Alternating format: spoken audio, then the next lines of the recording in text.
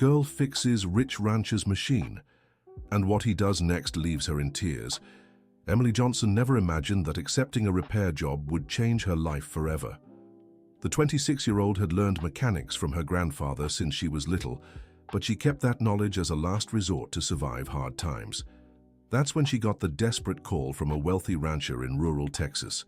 His tractor had broken down right in the middle of harvest, and she was the only mechanic available within a 200-mile radius. What started as a simple job would turn into the most painful and transformative discovery of her life.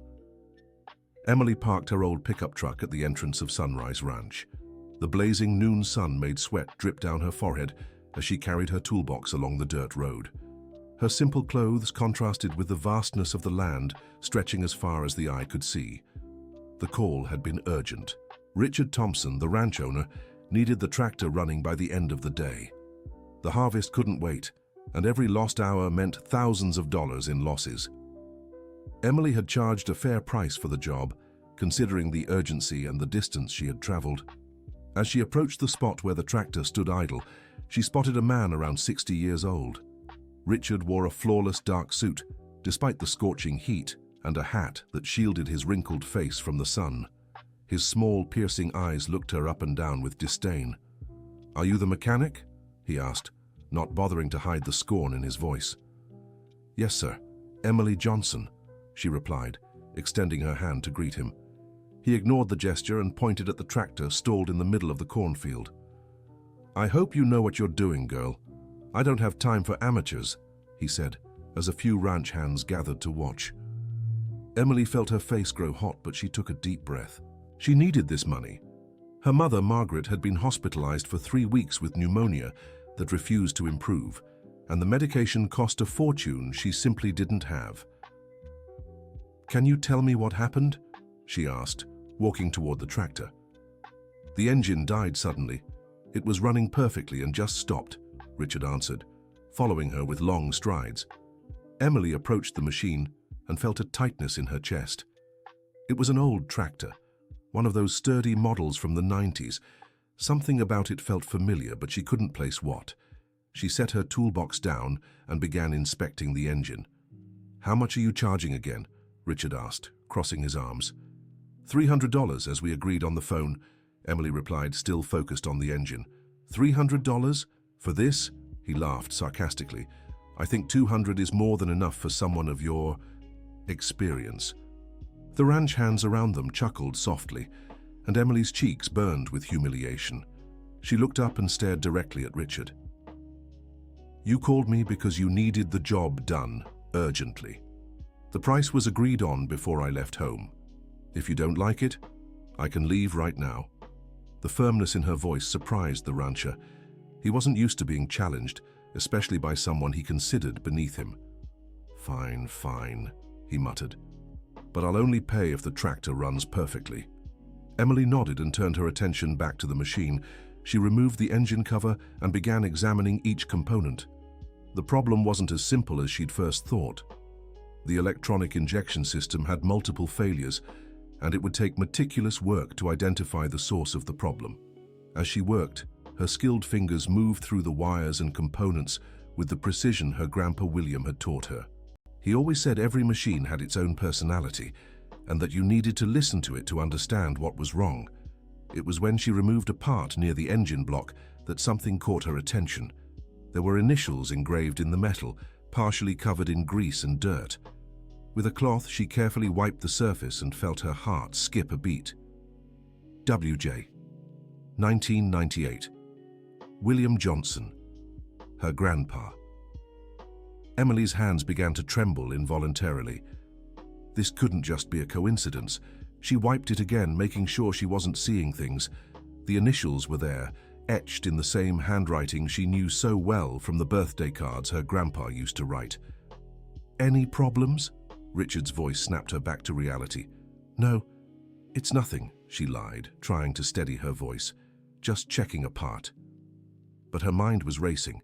Grandpa William had been a mechanic his whole life, specializing in farm equipment. He had a habit of engraving his initials on every machine he repaired or modified. It was his signature, his way of marking his work. How had that tractor ended up in Richard Thompson's hands? Emily kept working, but now every movement was made with extra care. She needed to understand the connection between this machine and her grandpa. She checked other components and found more evidence of William's work. Small modifications she recognized as his style, improvements he often made to boost engine efficiency. "Have you had this tractor for long?" she asked, trying to sound casual. "Bought it about 15 years ago," Richard replied curtly. "Why?" "Professional curiosity.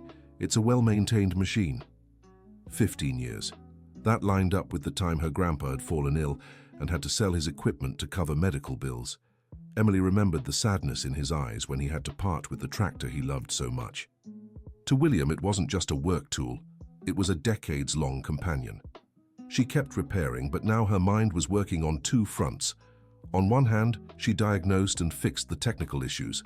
On the other, she tried piecing together a puzzle that might reveal far more than she expected. After 2 hours of intense work, she finally pinpointed the main issue. One of the injection system sensors had failed, triggering a chain reaction that shut down the engine as a safety measure. It was a complex problem, requiring deep technical knowledge to diagnose. Emily replaced the faulty sensor with one she had in her truck and adjusted the entire system. When she started the engine, it roared back to life with the power of a well-maintained machine. "All set," she announced, wiping her hands on a rag. "You can test it." Richard climbed onto the tractor and started it up. The machine responded perfectly to every command. He stepped down with a mix of relief and surprise. "Well, seems like it works," he admitted grudgingly. "It works, and it'll keep working for a long time if it's taken care of," Emily said, packing up her tools. But when she reached out for payment, Richard hesitated. "Actually, I was thinking $200 is more appropriate. The job wasn't that complicated." "Wasn't complicated," Emily bristled.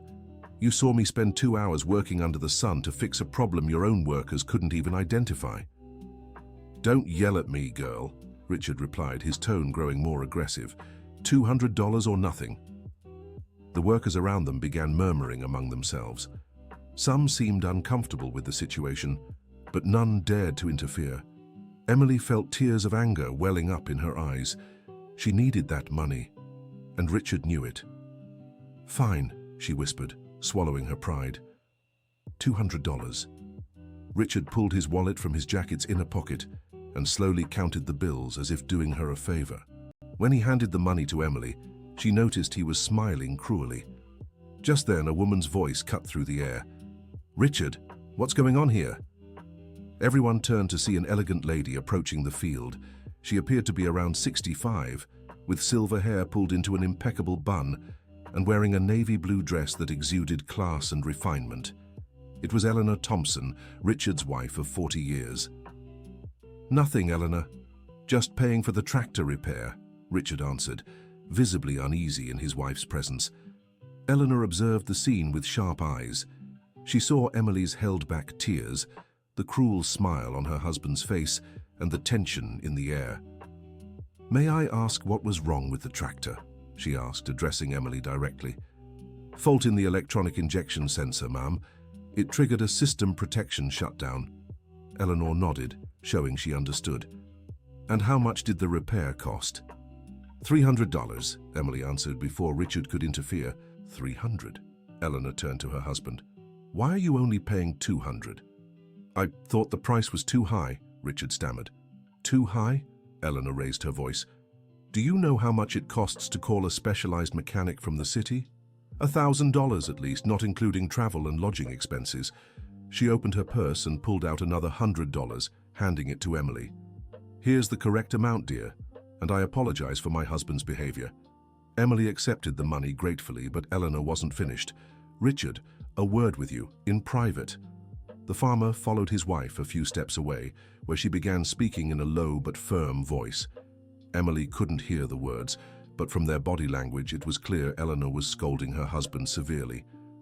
"Dear listener, if you're enjoying the story, please take a moment to like and especially subscribe to the channel.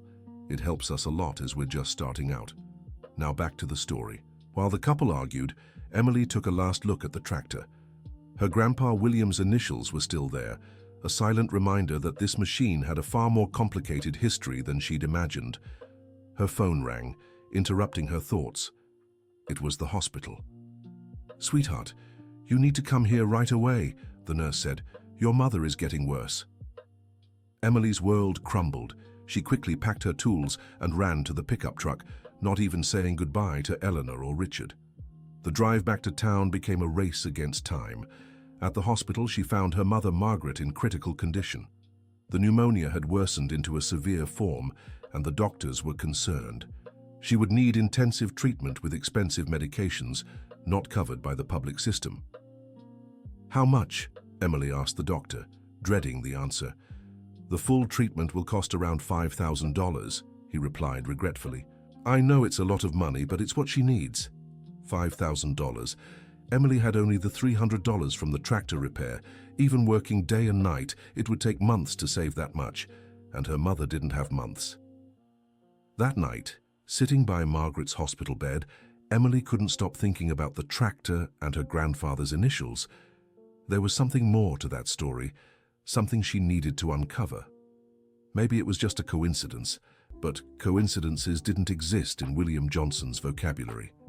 She grabbed her phone and called her Aunt Susan, her mother's younger sister, who had always been close to her grandfather. "Aunt Susan, I need to ask you something about Grandpa William." "What is it, dear?"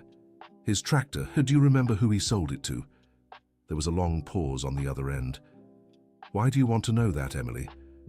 "I think I found the tractor today. I was fixing a machine for a farmer named Richard Thompson."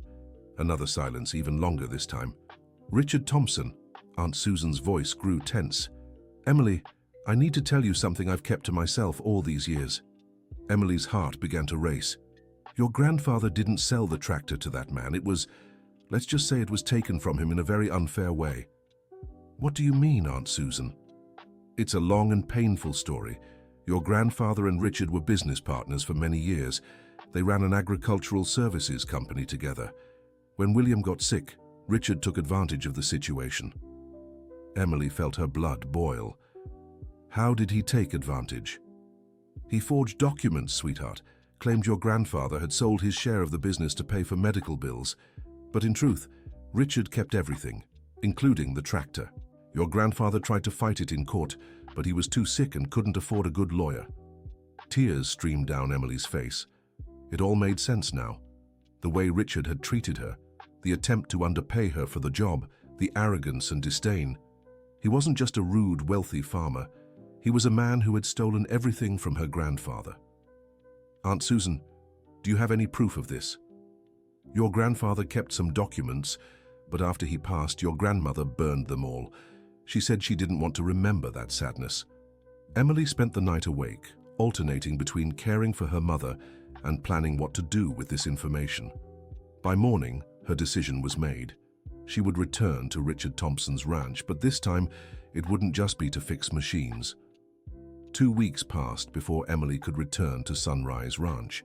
During that time, she had researched everything she could about Richard Thompson and his property. She discovered he had acquired several plots of land in the area over the past 15 years, always from small farmers in financial trouble. Her mother's condition had stabilized temporarily, but she still needed expensive treatment. Emily had managed to save a bit more money by taking on small jobs, but she was still far from the $5,000 needed. This time, she arrived at the ranch with an excuse ready. She called Richard, saying she had forgotten an important tool in the field and needed to retrieve it. He reluctantly agreed as long as she was quick. Emily parked near the main house and walked toward the spot where she had repaired the tractor. The machine was no longer there, probably stored in some shed. She pretended to search for the non-existent tool while observing the property with new eyes. The ranch was impressive. Thousands of acres of fertile land, modern equipment, a main house that looked more like a mansion. All of it had been built, at least in part, with what had been stolen from her grandfather. "Couldn't find your tool," Eleanor's voice startled her. Emily turned and saw Richard's wife approaching with a kind smile. She carried a tray with a glass of juice and some cookies. "I thought you might like to refresh yourself. It's very hot today." "Thank you, Mrs. Eleanor. You're very kind." They sat in the shade of a large tree near the house. Eleanor watched Emily with interest, as if trying to decipher something. "May I ask you a personal question?" Eleanor said after a few minutes.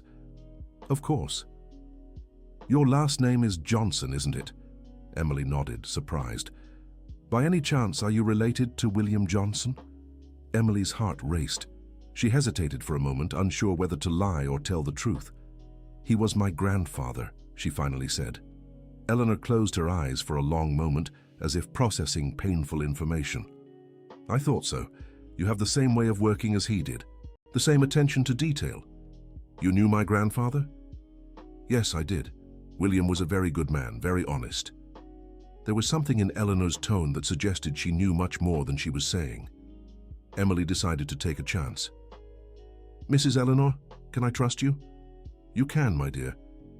I've discovered some things about the relationship between my grandfather and your husband.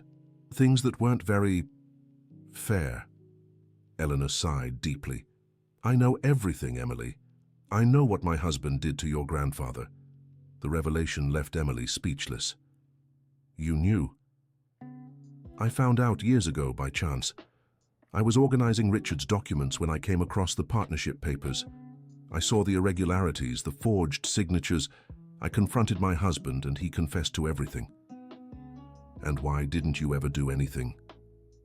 Eleanor lowered her eyes, visibly ashamed. "Because I'm a coward, my dear. Because I chose the stability of my life over doing what was right. It's a guilt I've carried for 15 years. Emily felt a mix of anger and pity for the woman in front of her. "But you can still do something. You can still right this injustice." "How?" "By helping me prove what happened. By helping me recover what belonged to my grandfather." Eleanor was silent for several minutes, clearly wrestling with an internal battle. "Richard will be traveling tomorrow. He's going to Chicago to handle some business and won't be back until Thursday. If you want, I can show you where he keeps the documents." Emily could hardly believe what she was hearing. "You'd do that?" "It's the only way I'll ever sleep peacefully again." The next day, Emily returned to the ranch after confirming that Richard had indeed left. Eleanor greeted her at the main house, an imposing mansion that contrasted with the simplicity of the home where Emily had grown up.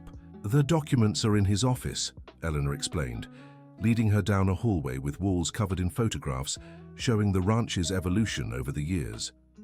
Richard's office was an intimidating space, with floor-to-ceiling bookshelves and a mahogany desk dominating the center of the room. Eleanor opened a safe hidden behind a painting and pulled out a thick folder. "It's all here," she said, handing the folder to Emily. "Original contracts, forged documents, even some recorded conversations he made without your grandfather's knowledge." Emily opened the folder with trembling hands. The first document she saw was the original partnership agreement between William Johnson and Richard Thompson, dated 1985. According to the deed, they were equal partners in an agricultural services business that had thrived over the years. Further down, she found the forgeries, documents supposedly showing William selling his share of the business for a paltry sum. The difference in handwriting was obvious to anyone who knew her grandfather's writing well. "Why did Richard keep all this?" Emily asked. "I think he knew he might need to defend himself someday. Or maybe it's just arrogance. He always thought no one would be smart enough to figure it out." Dear listener, if you're enjoying the story, please take a moment to like and especially subscribe to the channel. It helps us a lot as we're just starting out. Now, continuing. Among the documents, Emily found something that shocked her even more. A cassette tape with a handwritten label, "William, Last Conversation." "What is this?" she asked, showing the tape to Eleanor. "Richard recorded the last conversation he had with your grandfather. It was when he made those false offers, taking advantage of William's weakened state." Emily felt sick. The idea that Richard had recorded the moment he swindled a sick man was revolting. "Do you have a tape player?" Eleanor nodded and brought out an old device. With trembling hands, Emily inserted the tape and pressed play. Her grandfather's voice came through the speaker, weaker and more tired than Emily remembered, but still recognizable. "Richard, my friend, I know I'm sick, but I'm not stupid. These papers you're showing me don't match our original agreement." Richard's voice, younger but already thick with greed, replied, "William, You're confused because of the medication. It's best to sign now to settle your debts. No, Richard. Our partnership is worth far more than this, and I won't sign anything until I fully understand what's happening. There was a pause, followed by Richard's cold voice. William, you're too sick to keep working. Be realistic. Accept my generous offer, or you might end up losing everything. The recording continued for a few more minutes, clearly showing how Richard had pressured and manipulated a sick man for his own gain. Emily turned off the player with tears streaming down her face. How could he do this? She whispered. Eleanor placed a hand on her shoulder. Greed, my dear. Greed can turn people into monsters. Emily photographed all the documents with her phone and copied the recording. Now she had enough evidence to expose the truth, but she still wasn't sure how to proceed. Mrs. Eleanor, do you have any idea how much my grandfather's share of the partnership would be worth today? Eleanor did some quick mental math. Considering the ranch's growth and the current land value, I'd say at least $2 million. $2 million. It was an unimaginable amount for Emily, more than enough to treat her mother and completely change their lives. But she knew the money wasn't the most important thing. What really mattered was getting justice for her grandfather and making sure Richard paid for what he'd done. When Richard returned from his trip on Thursday, he found Emily waiting for him in the ranch courtyard. She was sitting under the same tree where she'd spoken with Eleanor, but this time she wasn't alone. She'd brought a lawyer from the city and a court officer. What is the meaning of this? Richard asked, visibly irritated. It means it's time to settle accounts, Mr. Richard, Emily replied, standing up. The lawyer, a young but experienced man named Dr. Robert Wilson, introduced himself formally. Mr. Thompson, we represent the heirs of William Johnson. We're here to discuss some irregularities regarding the dissolution of the partnership between you and the deceased. Richard paled instantly. I don't know what you're talking about. William Johnson sold his share of the business voluntarily. We have evidence suggesting otherwise, Dr. Robert countered, holding up a folder with copies of the documents. Eleanor appeared on the porch of the main house, watching the scene with a tense expression. Richard looked at his wife and then back at Emily, beginning to understand the situation. You tricked my wife, didn't you? Convinced her to steal my documents? No one stole anything, Eleanor intervened, coming down the stairs.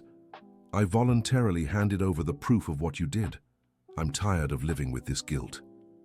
Richard Thompson's world seemed to be crumbling. He looked around, seeing some of his employees approaching to see what was happening. You can't prove anything, he said, trying to maintain his composure. Dr. Robert Wilson smiled slightly. Actually, we can. We have the original contracts, the forgeries, and even a recording where you clearly pressure a sick man into accepting a disadvantageous deal. Richard leaned against the car, his legs feeling weak. What do you want? We want justice, Emily Johnson replied. We want you to publicly acknowledge what you did and make amends for the harm caused to my family. And how much will that cost me? It's not about money, Mr. Richard. It's about doing what's right. But the rancher couldn't understand motivations that weren't financial. Everyone has a price. How much do you want to forget this whole thing? Dr. Wilson shook his head. Mr. Thompson, you're not understanding.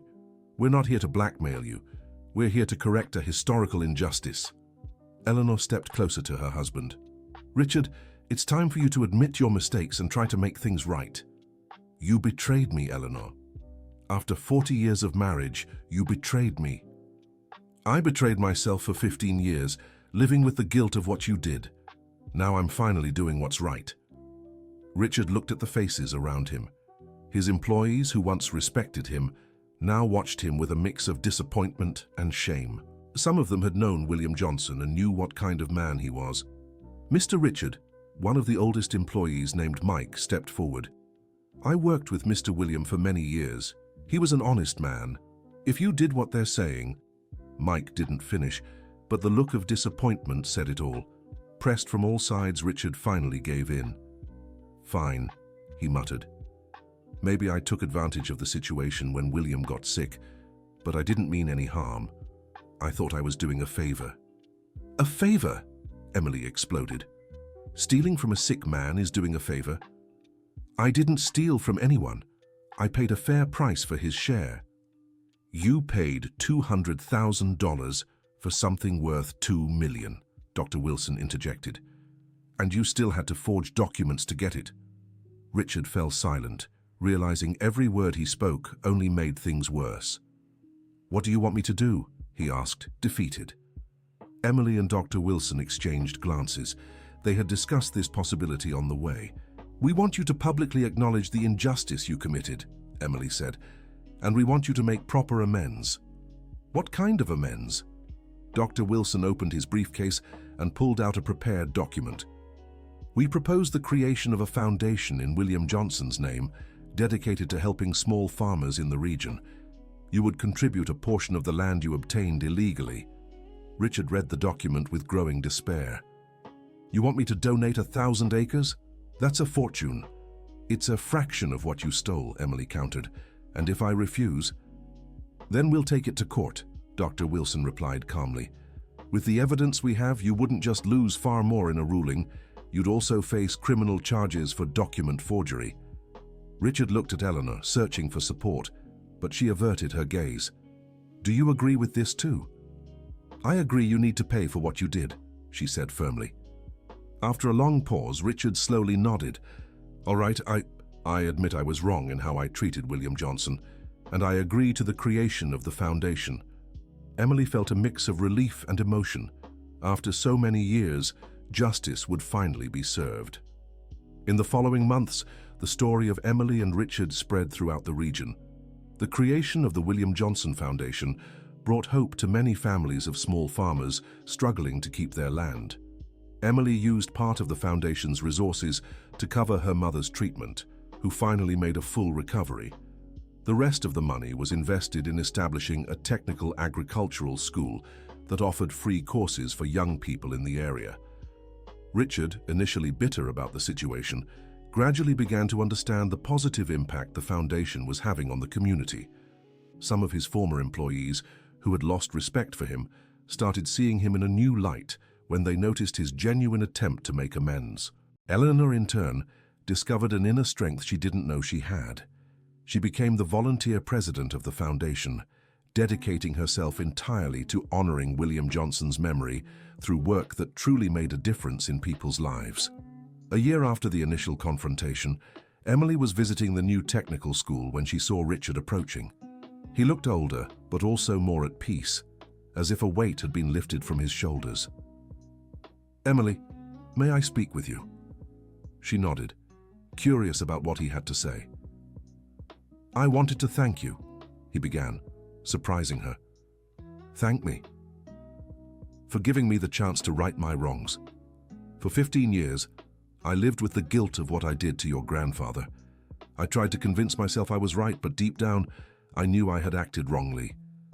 Emily watched him silently, seeing a man genuinely remorseful. The foundation, the lives we're changing. It's given me a purpose I never had before, he continued. Your grandfather was a good man, and now I'm trying to honor his memory the best way I can. He would be proud to see the good being done in his name, Emily replied softly. Richard nodded, tears in his eyes. I'd like to do more. I want you to be the official director of the technical school, with a fair salary and full autonomy to implement the projects you see fit. Emily was surprised by the offer. Why are you doing this? Because it's what your grandfather would have wanted, and because you have the knowledge and passion needed to make this project truly thrive. She accepted the proposal, and under her leadership, the William Johnson Technical School became a regional benchmark. Hundreds of young people passed through its courses, learning not just technical skills, but also values like honesty, perseverance, and solidarity. 2 years later, during the graduation ceremony for the third class, Emily was on stage when she spotted a familiar face in the audience. It was Richard, who faithfully attended every graduation, always sitting quietly in the back of the auditorium. After the ceremony, he approached her. Emily, I have something for you. He handed her a sealed envelope. What is this? The original partnership documents between me and your grandfather, now corrected with all the falsifications undone. There's also the deed for 10% of the ranch, which legally belongs to you as his heir. Emily opened the envelope with trembling hands. The documents were all there, impeccably organized and legalized.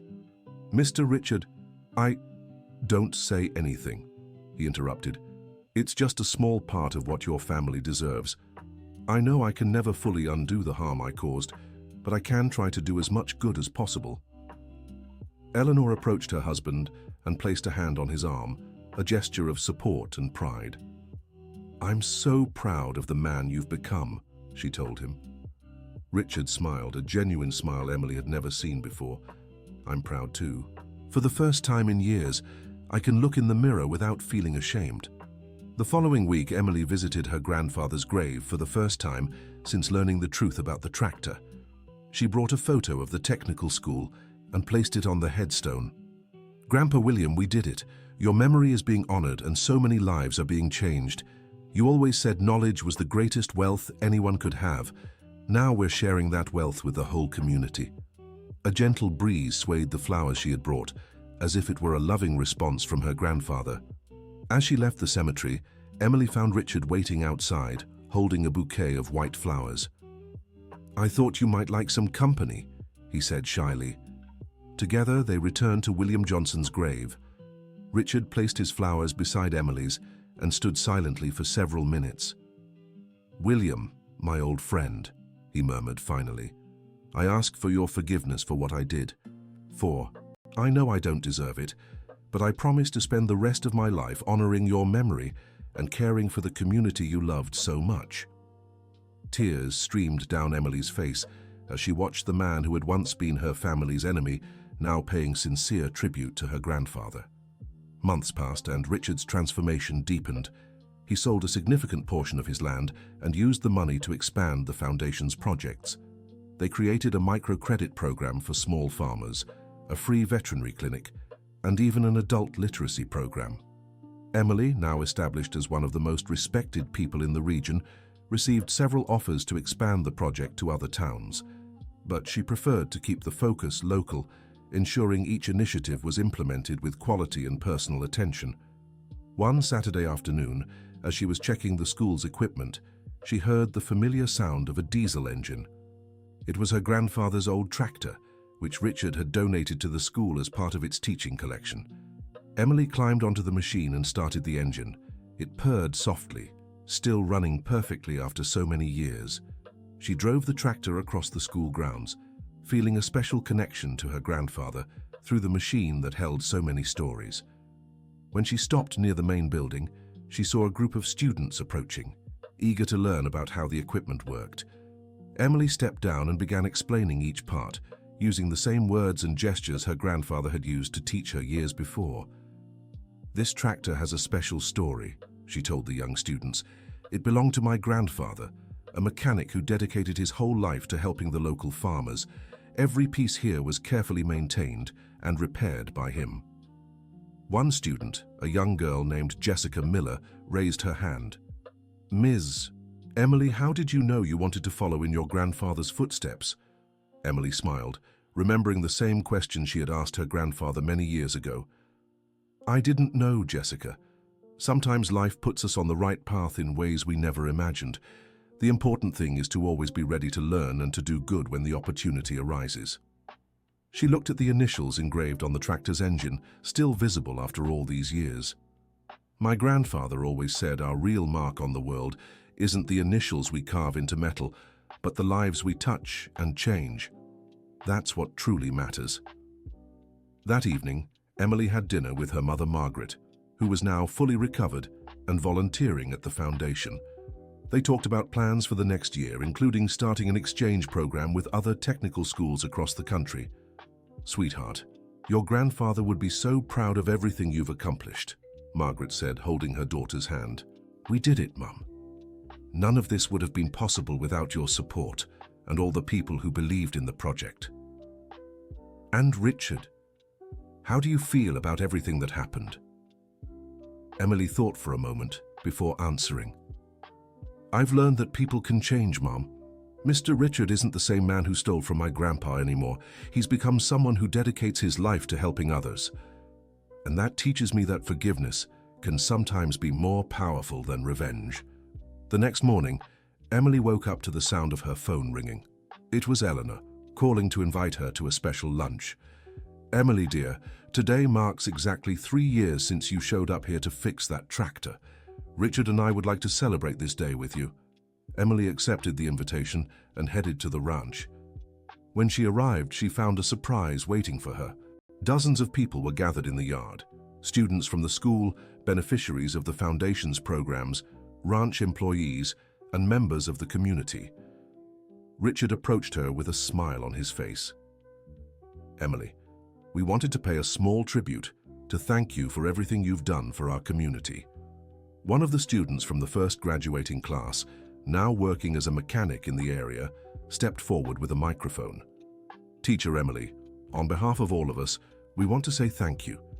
You didn't just teach us a profession, you showed us the importance of values like honesty, perseverance, and solidarity." Another student brought a commemorative plaque to be placed at the entrance of the school.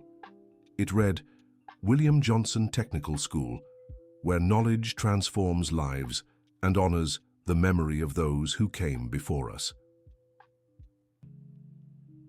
Emily was moved to see so many people gathered to celebrate not just her achievements, but most of all the memory of her grandfather.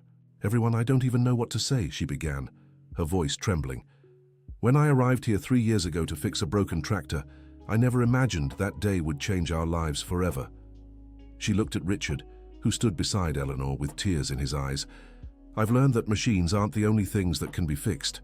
People can be repaired too when they find the right path.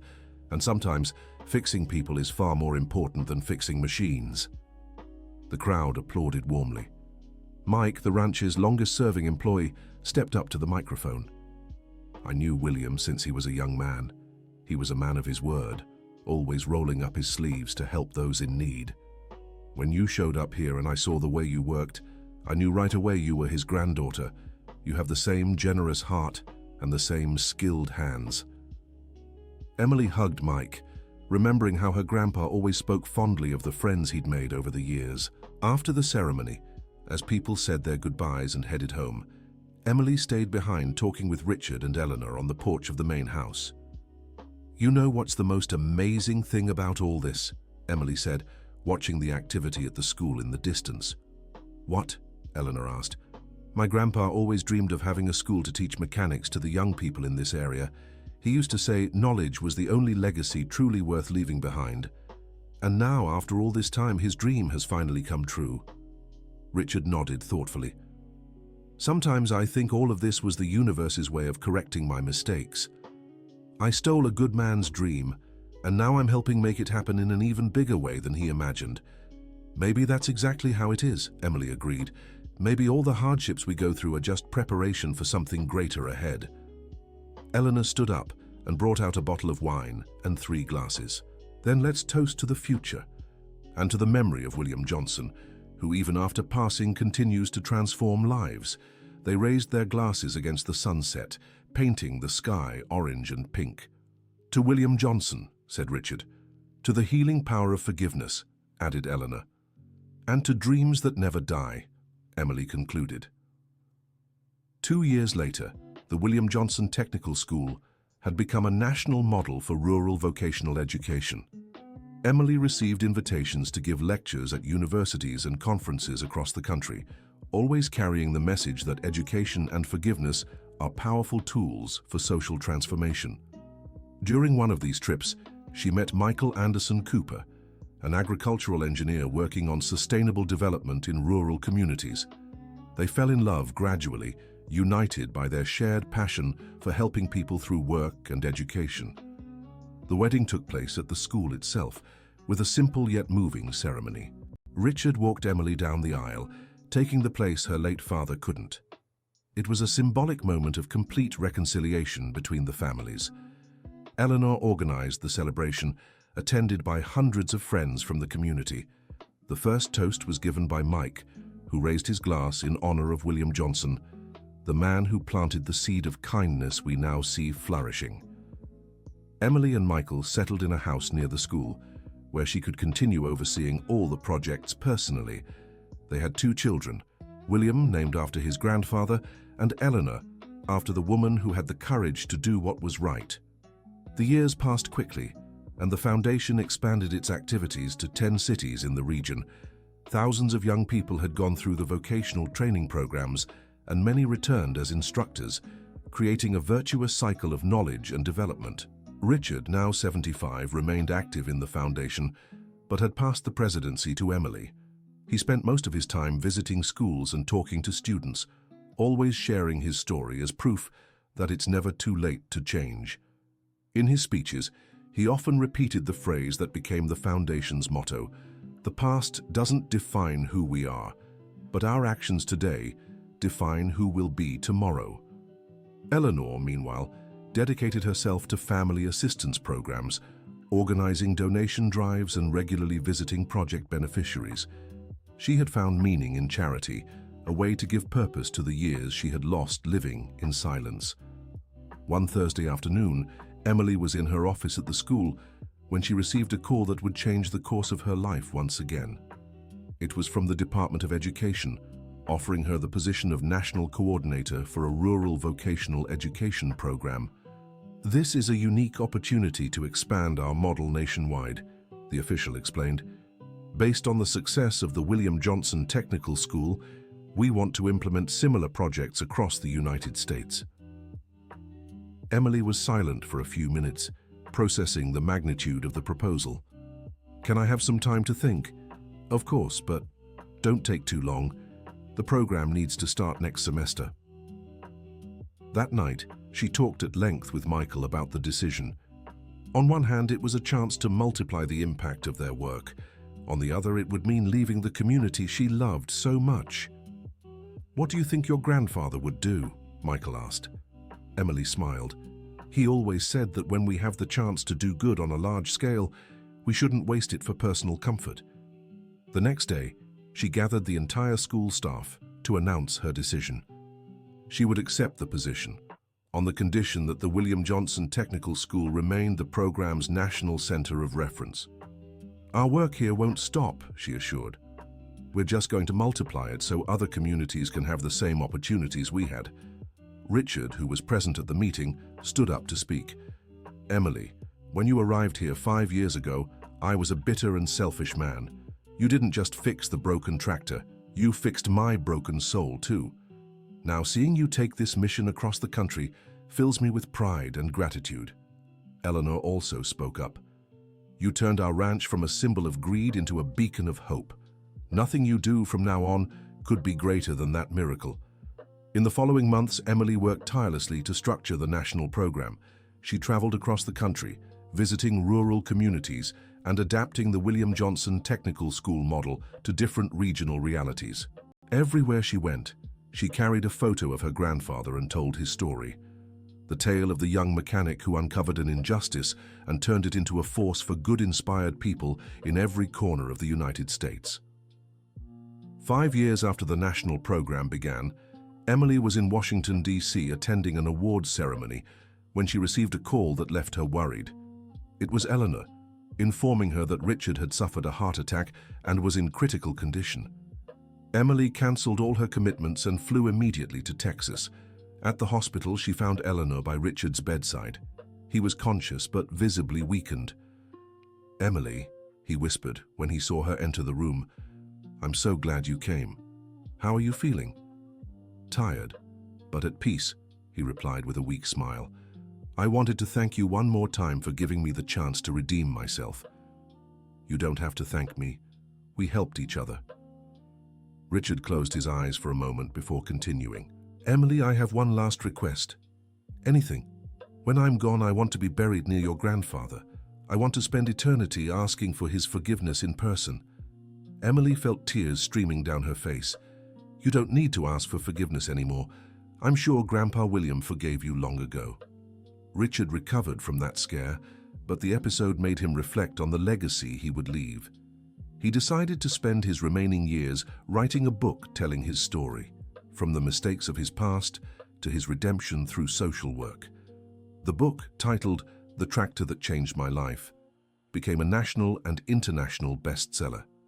The proceeds were donated entirely to the William Johnson Foundation, allowing the expansion of projects to neighboring countries in Latin America.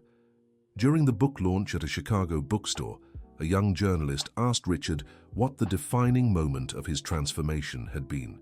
"It was when I looked into that young mechanic's eyes and saw the same honest determination I had once known in her grandfather. At that moment, I understood I had two choices: keep being the man I'd become or fight to become the man I should have been all along." Emily, who was in the audience, was moved by his words. After the event, she approached Richard. "Mr. Richard, may I ask you a personal question?" "Of course. Did you truly change, or did you just learn to act differently?" Richard thought for a long moment before answering. "I changed completely, Emily. The man who stole from your grandfather died the day you confronted my mistakes. What was born after was someone I didn't even know I could be."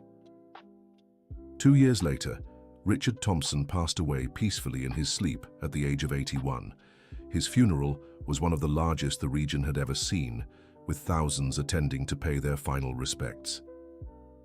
As per his final wish, he was buried near William Johnson's grave. On the headstone at Eleanor's request, the inscription read, "Here lies a man who learned it's never too late to do good." Emily spoke at the funeral, highlighting the extraordinary transformation she had witnessed. Richard Thompson could have been remembered as a greedy man who took advantage of a sick friend, but he chose a different path. He chose redemption through service to others, and for that, he will be remembered as a man who dedicated his final years to righting the wrongs of the past. Eleanor, now 78, decided to move into a smaller house near the school. She wanted to spend her remaining years working directly with the educational projects. "The big ranch reminds me of a time I'd rather forget," she explained to Emily. "I want to be close to where good things are happening." Emily helped Eleanor settle into the new home and discovered the woman had a special talent for working with children. She created a tutoring program for the children of students at the technical school. "I never had children of my own," Eleanor confessed one day, "but now I feel like I have hundreds of them spread across all these schools." On her 70th birthday, the community threw a surprise party for Emily. The event took place in the school gym, decorated with photos telling the story of the past 20 years of work.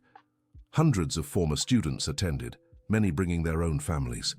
There were mechanics who had opened their own shops, engineers working at major companies, teachers who had founded new technical schools in other regions. Emily's thank you speech was interrupted several times by emotional applause. "When I was young, my grandfather taught me that true success isn't measured by what we accumulate, but by what we leave behind. Looking at all of you today, I know we've built something that will last forever." Michael, now the Foundation's administrative director, joined her on stage. "Emily always says it was her grandfather's tractor that changed our story. But I believe it was her heart. A heart capable of turning pain into purpose, injustice into opportunity, and conflict into collaboration." After the party, Emily walked alone to the old spot where she had first repaired the tractor. The field now housed one of the school's labs, but she could still picture exactly how it all happened on that life-changing day. Her son William, now 15 and passionate about mechanics, like his great-grandfather, approached her. "Mom, do you ever regret taking that job? Your life would have been so much simpler if you'd said no." Emily smiled and wrapped an arm around him. "Son, the best things in life are rarely simple, and if I'd said no that day, you wouldn't even exist, your sister Eleanor wouldn't exist. Thousands of young people wouldn't have had the chance to study, and a man who made terrible mistakes would never have found redemption. Do you think Great-Grandpa would be proud?" "I'm absolutely certain of it." At that moment, Eleanor approached them carrying an old box. "Emily, I found this while sorting through Richard's things. I thought you'd want to see it." Inside the box were dozens of handwritten letters. All were addressed to William Johnson, written by Richard over the years but never sent. Emily opened one dated 5 years earlier. "My dear William, I know you can't hear me, but I need to tell you that your granddaughter helped me find a path I never knew existed. She turned my greed into generosity, my selfishness into service. If there is any justice in the universe, it's that people like her exist to fix the damage caused by people like me. Another, more recent letter read, "William, today we inaugurated the 10th school in the program. Each one carries your name and your values. I hope that from wherever you are, you can see that your kindness has finally triumphed over my cruelty." Emily read every letter with tears streaming down her face. It was as if she were reading a diary of a man's transformation, page by page, mistake by mistake, success by success. "He really changed," she said to Eleanor. "He truly did. And you were the one who changed him, my dear." That night, Emily decided to write her own letter to her grandfather. "Dear Grandpa William, today marks 20 years since I discovered your story. 20 years of work, growth, and transformations neither you nor I could have imagined. The tractor you loved so much became the symbol of an educational revolution that has already benefited over 100,000 young people across the country. But the most important lesson I learned wasn't about mechanics or management. It was about the power of forgiveness. You always said the best tools are the ones that can fix what seems impossible to repair. I've learned that the human heart is the most powerful tool of all." Richard Thompson passed away in peace, knowing he had made amends for his mistakes. Eleanor found purpose in her final years. I found my calling, and thousands of young people found their paths. All of this began with a broken tractor and a determined granddaughter seeking justice. But it grew into something far greater, proof that it's never too late to do good, never impossible to change, and we should never underestimate the power of a second chance. Thank you for teaching me that fixing machines is easy. The hard and most important part is fixing lives. I love you forever, your granddaughter." End of story. Now tell me what you thought of this story of transformation and resilience. Do you believe Richard did enough to redeem himself for past mistakes? Share your thoughts in the comments, and if this story touched your heart, please pass it along. Don't forget to subscribe to the channel so you don't miss other moving stories like this one. Your engagement means so much to us.